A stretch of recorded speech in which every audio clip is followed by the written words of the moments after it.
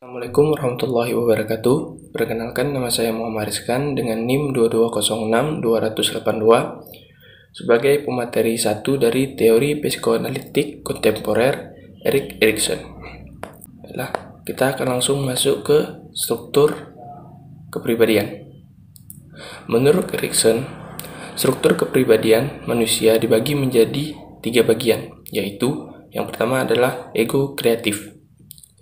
Ego yang bisa menemukan pemecahan kreatif atas masalah baru pada setiap cermin kehidupan. Bila menemukan kendala atau perseteruan, ego tidak menyerah, tetapi bereaksi menggunakan kombinasi antara kesiapan batin dan kesempatan yang disediakan lingkungan. Erikson menemukan 3 aspek ego yang saling berhubungan, yakni body ego, ego ideal, serta ego identity. Yang pertama ada body ego, mengacu ke pengalaman orang atau individu dengan tubuh atau fisiknya sendiri. Yang kedua ada ego ideal, bagaimana seharusnya diri, sesuatu yang bersifat ideal. Dan yang ketiga ada ego identity, gambaran mengenai diri dalam berbagai peranan sosial. Struktur kepribadian yang kedua adalah ego otonomi fungsional. Menurut Erikson, fungsi psikoseksual dari Freud yang bersifat biologis juga bersifat epigenesis adalah psikoseksual buat perkembangan membutuhkan stimulasi khusus berasal dari lingkungan. Pada hal ini yang terpenting ialah lingkungan sosial. Psikologi ego dari Erikson dapat diringkas sebagai berikut. Yang pertama, Erikson menekankan kesadaran individu untuk menyesuaikan diri dengan pengaruh sosial. Yang kedua, Erikson berusaha mengembangkan teori insting dari Freud dengan menambahkan konsep epigenetik kepribadian.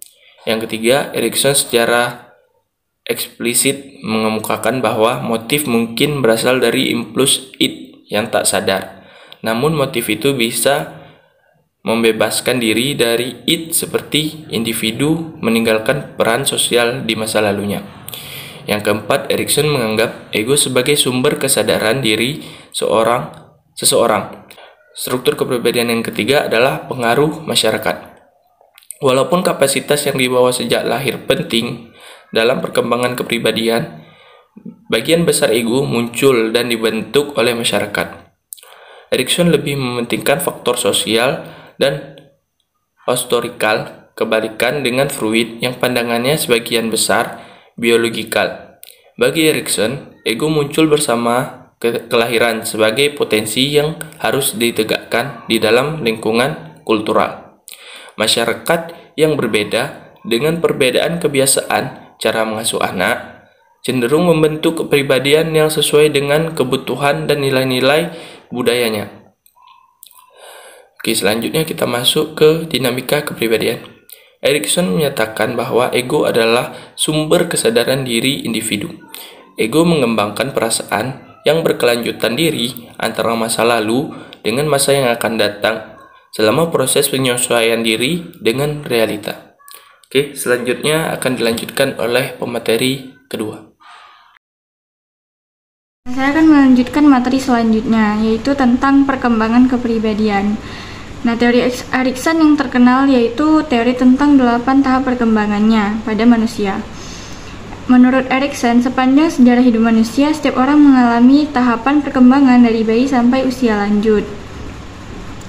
Tahap pertama yaitu kepercayaan dasar versus ketidakpercayaan dasar, terjadi pada usia 0 sampai 2 tahun. Pada tahap ini, permulaan pembentukan kepribadian individu.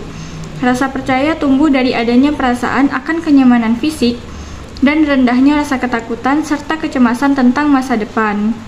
Kepercayaan dasar yang paling awal terbentuk selama tahap sensorik oral yang ditunjukkan oleh bayi lewat kapasitasnya untuk tidur dengan tenang, menyantap makanan dengan nyaman, dan membuang kotoran dengan santai. Kemudian tahap kedua, yaitu kemandirian versus perasaan malu dan keraguan-raguan. Terjadi pada usia 2 sampai 3 tahun. Pada tahap ini, anak belajar menjadi bebas untuk mengembangkan kemandirian.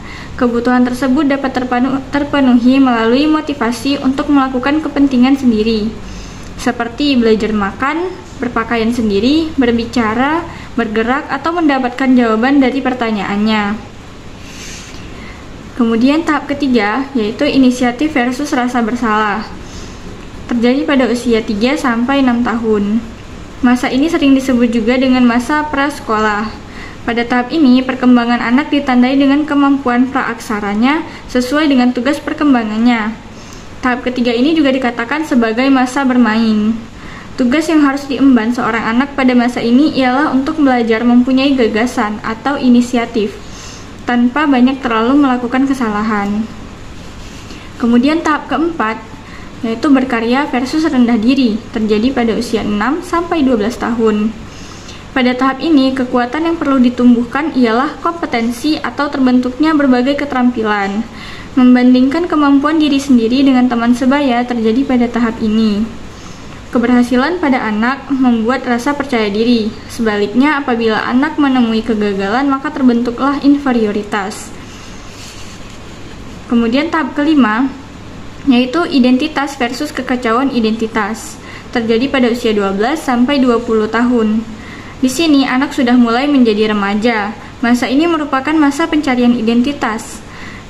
Pada masa ini, individu diperhadapkan untuk menemukan eksistensi dirinya, yang biasa juga disebut dengan pencarian jati diri. Akan ada berbagai macam gangguan yang harus diatasi agar dapat mencapai identitasnya. Kemudian tahap ke-6, yaitu keintiman versus isolasi, terjadi pada usia 20-40 tahun. Pada tahap ini, kekuatan dasar yang dibutuhkan ialah kasih, karena muncul konflik antara keintiman atau keakraban versus keterasingan atau kesendirian.